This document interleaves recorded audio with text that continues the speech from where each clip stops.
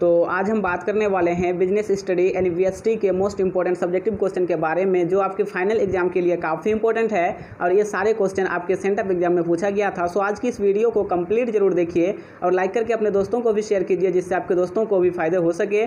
और यहाँ देख सकते हैं sent up exam 2021 final exam revision video, यानी ये वीडियो आपके फाइनल एग्जाम के लिए रिवीजन वीडियो है और 30 मार्क्स गारंटी।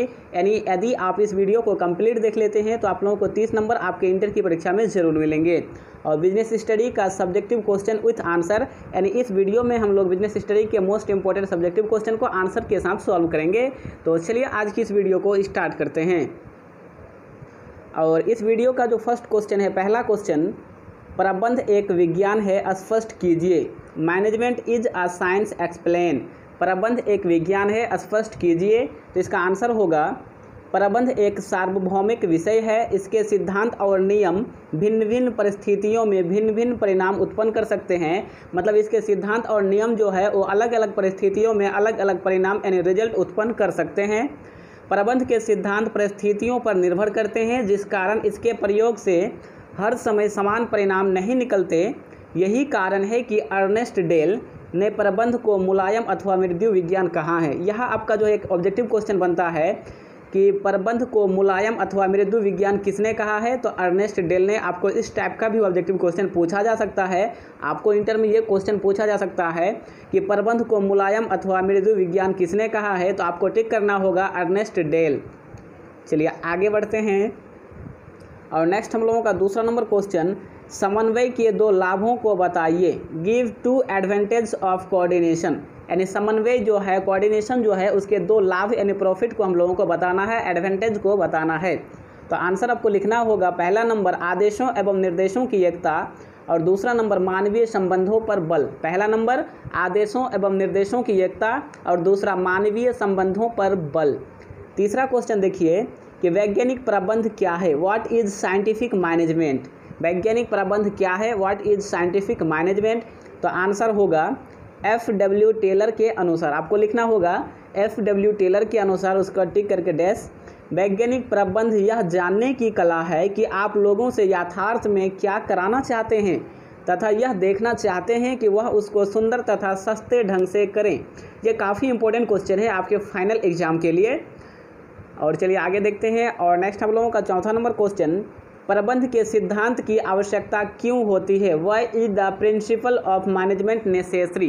प्रबंध के सिद्धांत जो है उसकी आवश्यकता क्यों होती है, why is the principles of management necessary. तो आंसर आपको लिखना होगा, पहला नंबर कार्यकुशलता में वृद्धि, यानी कार्यकुशलता में वृद्धि के लिए जो है प्रबंध के सिद्धांत की आवश्यकता होती है। तो पहला नंबर कार्यकुशलता में वृद्धि, दूसरा नंबर सही दृष्टिकोण एवं कार्य प्रणाली के विकास में योगदान, तीसरा नंबर प्रशिक्षण में सुविधा, चौथा नंबर प्रबंधकीय शोध में रुचि, पांचवा सामाजिक उद्देश्यों की पूर्ति और छठा भौतिक तथा मानवीय संसाधनों में समन्वय। चलिए आगे बढ़ते हैं। नेक्स्ट हम लोगों का 5 नंबर क्वेश्चन, क्वेश्चन नंबर 5, व्यवसाय में सामाजिक वातावरण क्या भूमिका निभाता है। What role does social environment play in the business, यानी व्यवसाय में सामाजिक वातावरण जो है वो क्या भूमिका निभाता है। तो आंसर आपको लिखना होगा, समाज तथा संस्कृति प्रबंध का आधार है। प्रबंध का आधार क्या है, तो समाज तथा संस्कृति। प्रबंधक को सामाजिक ज्ञान का होना अत्यंत आवश्यक है। सामाजिक वातावरण के अंतर्गत सामाजिक मूल्य, सामाजिक परंपराएं, सामाजिक संस्थाएं, सामाजिक मान्यताएं, शिक्षा, सामाजिक विश्वास आदि आते हैं। और हम लोगों का 6 नंबर क्वेश्चन, क्वेश्चन नंबर 6, निजीकरण के दो लाभ लिखिए। निजीकरण जो है उसके दो लाभ को लिखिए या फिर बताइए। Write two advantage of privatisation, यानी निजीकरण के दो लाभ को लिखिए। तो आंसर आपको लिखना होगा, पहला नंबर निजी क्षेत्र के निवेश में वृद्धि और दूसरा निजी क्षेत्र के उद्योगों के विकास एवं विस्तार को प्रोत्साहन। निजीकरण के दो लाभ लिखिए, निजी क्षेत्र के निवेश में वृद्धि और निजी क्षेत्र के उद्देश्यों के विकास एवं विस्तार को प्रोत्साहन।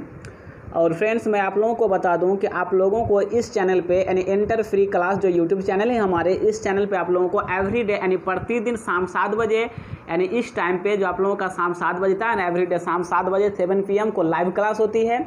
सो अगर आप जो है कॉमर्स के स्टूडेंट हैं और आप लोग अच्छे तरीके से आपके इंटर की परीक्षा की तैयारी करना चाहते हैं तो आप लोग एवरीडे यानी डेली जो है शाम 7 बजे लाइव से जरूर जुड़िएगा। उसमें आप लोगों को काफ़ी सारे इंपॉर्टेंट क्वेश्चन को सॉल्व किया जाता है जिससे आप लोगों की इंटर की परीक्षा की बेहतर ढंग से तैयारी हो सके। और फ्रेंड्स, इससे पहले मैंने अकाउंट, वीएसटी, ईपीएस और इकोनॉमिक्स, हिंदी एंड इंग्लिश की most important objective and subjective question वाली वीडियो अपलोड कर चुका हूं। अगर आपने उन वीडियोज़ को नहीं देखे हैं तो लिंक इस वीडियो के डिस्क्रिप्शन में मिल जाएगा, जाकर देख लीजिए, या फिर आप इस वीडियो को कंप्लीट देखिए और कंप्लीट देखने के बाद अंत में आपको इस बॉक्स में, ये जो बॉक्स आपको दिख रहा है, इस बॉक्स में आपको एक वीडियो मिलेगी, वो हम लोगों की अकाउंट की वीडियो होगी, तो उसे आप जरूर देखिएगा, लेकिन इस वीडियो को कंप्लीट देखने के बाद। और फ्रेंड्स, मैं आप लोगों को एक बात बता दूं कि मैं आप लोगों के लिए जो है हर सब्जेक्ट से 200 यानी 200 करके ऐसा इंपॉर्टेंट ऑब्जेक्टिव क्वेश्चन बनाऊंगा और उसी ऑब्जेक्टिव क्वेश्चन से ही आप लोगों के इंटर की परीक्षा में पूछा जाएगा, मतलब एक भी क्वेश्चन बाहर से नहीं रहेगा। सो आप लोग चैनल को सब्सक्राइब करके जरूर रखिए जिससे कि आपको वो वीडियो मिल सकें। तो चलिए हम लोग आगे बढ़ते हैं और नेक्स्ट हम लोगों का 7 नंबर क्वेश्चन, उद्देश्यों एवं नीतियों में अंतर स्पष्ट कीजिए। Distinguish between objectives and policies. उद्देश्यों एवं नीतियों में अंतर स्पष्ट कीजिए। तो आंसर आपको लिखना होगा उद्देश्यों एवं नीतियों में अंतर। आपको लिखना है उद्देश्य वे बिंदु है जिन्हें प्राप्त किया जाता है। बिना उद्देश्य के किसी भी संस्था की स्थापना नहीं हो सकती, अतः यह अति आवश्यक है। उद्देश्य प्राप्ति के लिए ही अन्य योजनाएं बनाई जाती है। आपको करना क्या होगा, जब आपको इस टाइप का क्वेश्चन पूछा जाए कि किसी चीज़ में अंतर स्पष्ट करें, तो आप लोगों को पहले कॉपी को 2 भागों में बांटना होगा। आपका जो पेज है उसे 2 भागों में बांटना होगा, एक साइड लिखना होगा एक ठो और दूसरे साइड दूसरा, ठीक है। जैसे यहाँ पूछा गया उद्देश्य एवं नीति, तो आपको एक साइड में उद्देश्य और एक साइड में आपको नीतियाँ लिखना होगा, और उद्देश्य साइड में आपको ये लिखना होगा और नीतियाँ साइड में आपको नीचे जो है इतना लिखना होगा, ठीक है। नीति साइड में आपको इतना लिखना होगा। तो चलिए हम लोग कंप्लीट करते हैं क्वेश्चन फिर से। उद्देश्यों एवं नीतियों में अंतर स्पष्ट कीजिए। Distinguish between objectives and policies. तो आंसर उद्देश्यों एवं नीतियों में अंतर, एक साइड उद्देश्य दूसरी साइड नीतियाँ। तो उद्देश्य साइड में अब हम लोग लिखेंगे उद्देश्य वे बिंदु है जिन्हें प्राप्त किया जाता है। बिना उद्देश्य के किसी भी संस्था की स्थापना नहीं हो सकती, अतः यह अति आवश्यक है। उद्देश्य प्राप्ति के लिए ही अन्य योजनाएं बनाई जाती हैं। अब आप लोगों को लिखना होगा नीतियां साइड में। नीतियां उद्देश्य प्राप्ति का साधन होती है। इनका निर्धारण करना इतना आवश्यक नहीं है। यह बनाई भी जा सकती है और नहीं भी, केवल पथ प्रदर्शक का कार्य करती है। आगे आप यहाँ पे देख सकते हैं 8 नंबर क्वेश्चन, संगठन के कोई 2 दोष बताइए। Give any 2 demerits of organisation. यानी संगठन जो है उसका कोई 2 दोष को यानी अवगुण को बताना है। तो आंसर आपको लिखना होगा, पहला नंबर, विभिन्न प्रभागों में कोषों के आवंटन को लेकर झगड़े हो जाते हैं, और दूसरा, इसमें काम की दोहराई बार बार हो जाने से लागत मूल्य बढ़ सकता है। 9 नंबर क्वेश्चन नंबर 9, संगठन प्रक्रिया को समझाइए। Explain the process of organisation. यानी संगठन जो है उसके प्रक्रिया को समझाना है। तो आंसर है पहला नंबर, संस्था के उद्देश्यों एवं लक्ष्यों का निर्धारण करना, दूसरा, विभिन्न क्रियाओं का निर्धारण, तीसरा, क्रियाओं का श्रेणीबद्ध किया जाना, और चौथा, कर्मचारियों के मध्य कार्य का आवंटन। संगठन प्रक्रिया को समझाइए। Explain the process of organisation. पहला नंबर, संस्था के उद्देश्यों एवं लक्ष्यों का निर्धारण, दूसरा, विभिन्न क्रियाओं का निर्धारण, तीसरा, क्रियाओं का श्रेणीबद्ध किया जाना, और चौथा, कर्मचारियों के मध्य कार्य का आवंटन। आगे आप लोग देख सकते हैं यहाँ 10 नंबर क्वेश्चन नंबर 10, भर्ती के आंतरिक स्रोत कौन कौन से हैं। भर्ती जो है उसके आंतरिक स्रोत कौन कौन से हैं। What are the internal sources of recruitment. यानी भर्ती के आंतरिक स्रोत कौन कौन से हैं। आंसर देख लीजिए, भर्ती के आंतरिक स्रोत, पहला स्थानांतरण, दूसरा पदोन्नति, तीसरा अस्थायी अलगाव, और चौथा नंबर जबरी छुट्टी पर भेजे गए कर्मचारियों को वापस काम पर बुलाना, और पांचवा सेवा वृद्धि। भर्ती के आंतरिक स्रोत में कौन कौन है, तो ये पांचों है। तो आप इसको याद रखिए, ये काफ़ी इंपॉर्टेंट है। यहाँ पे आप लोग देख सकते हैं क्वेश्चन नंबर 11, प्रशिक्षण के किन्हीं 2 आवश्यकता को समझाइए। Describe any 2 needs of training. प्रशिक्षण जो है उसके किन्हीं 2 आवश्यकता को समझाइए। आंसर आपको लिखना होगा, पहला नंबर, कर्मचारियों द्वारा उत्पादकता में वृद्धि करने के लिए, दूसरा, उत्पाद एवं सेवाओं के गुण में सुधार करने के लिए। क्वेश्चन नंबर 12, निर्देशन की प्रकृति को स्पष्ट कीजिए। Explain the nature of directing.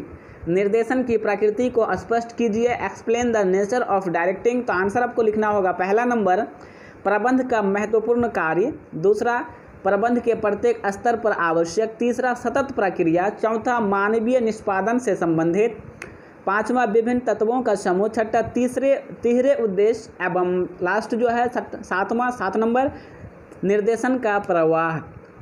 प्रबंध का महत्वपूर्ण कार्य, प्रबंध के प्रत्येक स्तर पर आवश्यक, सतत प्रक्रिया, मानवीय निष्पादन से संबंधित, विभिन्न तत्वों का समूह, तिहरे उद्देश्य एवं निर्देशन का प्रवाह, ये 7 को आपको याद रखना है। ये सभी निर्देशन की प्रकृति को स्पष्ट करते हैं। और यहाँ पे देख सकते हैं 12 नंबर क्वेश्चन, नेतृत्व के कोई 2 गुण बताइए। Mention any 2 qualities of leadership, यानी नेतृत्व जो है उसके कोई 2 गुण को बताना है। तो आंसर पहला नंबर शारीरिक गुण, फिजिकल क्वालिटीज, दूसरा नंबर बौद्धिक गुण, इंटेलेक्चुअल क्वालिटीज। ठीक है, नेतृत्व के कोई 2 गुण बताइए, शारीरिक गुण और बौद्धिक गुण। नेक्स्ट हम लोगों का 13 नंबर क्वेश्चन, कार्यशील पूंजी की परिभाषा दीजिए। डिफाइन वर्किंग कैपिटल, यानी कार्यशील पूंजी जो है उसकी परिभाषा दीजिए। मतलब कि कार्यशील पूंजी क्या है, कार्यशील पूंजी से आप क्या समझते हैं, या फिर कार्यशील को परिभाषित कीजिए, डिफाइन कीजिए। इस टाइप से आपको क्वेश्चन पूछा जाता है। तो आपको सबका आंसर जो है वो सेम लिखना है। तो आंसर आपको लिखना होगा कार्यशील पूंजी का अर्थ, मीनिंग ऑफ वर्किंग कैपिटल। कार्यशील पूंजी का अर्थ, मीनिंग ऑफ वर्किंग कैपिटल, चालू संपत्तियों एवं चालू दायित्व के अंतर को कार्यशील पूंजी कहते हैं। कार्यशील पूंजी किसे कहते हैं, तो चालू संपत्तियों एवं चालू दायित्व के अंतर को। कार्यशील पूंजी बराबर चालू संपत्तियां माइनस चालू दायित्व, working capital equal to current assets minus current liabilities. यहाँ पे आप देख सकते हैं 14 नंबर क्वेश्चन, वित्तीय प्रबंध के कोई 2 महत्व लिखिए। Right any 2 importance of financial management. वित्तीय प्रबंध जो है उसके कोई 2 महत्व को लिखना है। तो आंसर आपको लिखना होगा अनुकूलतम विनियोग निर्णय, दूसरा अनुकूलतम वित्तीय निर्णय। यहाँ पे आप देख सकते हैं क्वेश्चन नंबर 15, पूंजी बाजार की परिभाषा दीजिए। Define capital market.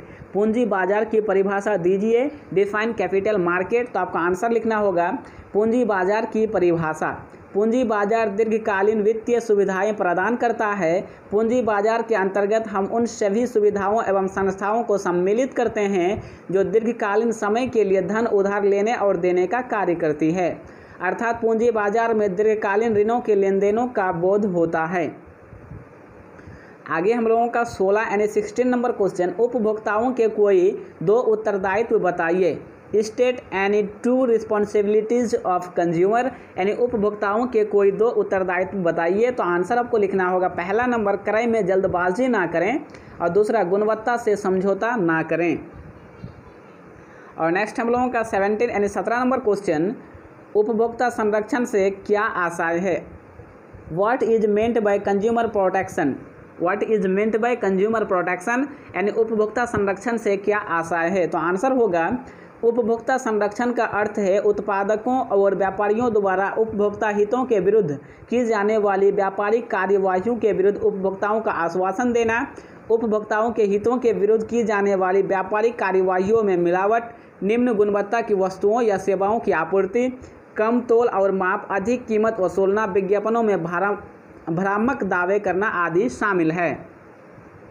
यहाँ पे आप देख सकते हैं 18 नंबर क्वेश्चन, प्रबंध के 2 कार्य बताइए। State 2 function of management. प्रबंध के 2 कार्य बताइए। यह 2 कार्य पूछा गया था, पर मैंने 5 कार्य बता दिया है, जिनमें से आपको 2 याद रखना है। तो प्रबंध के कोई 2 कार्य बताइए। पहला होगा नियोजन, संगठन, नियुक्तिकरण, निर्देशन एवं नियंत्रण।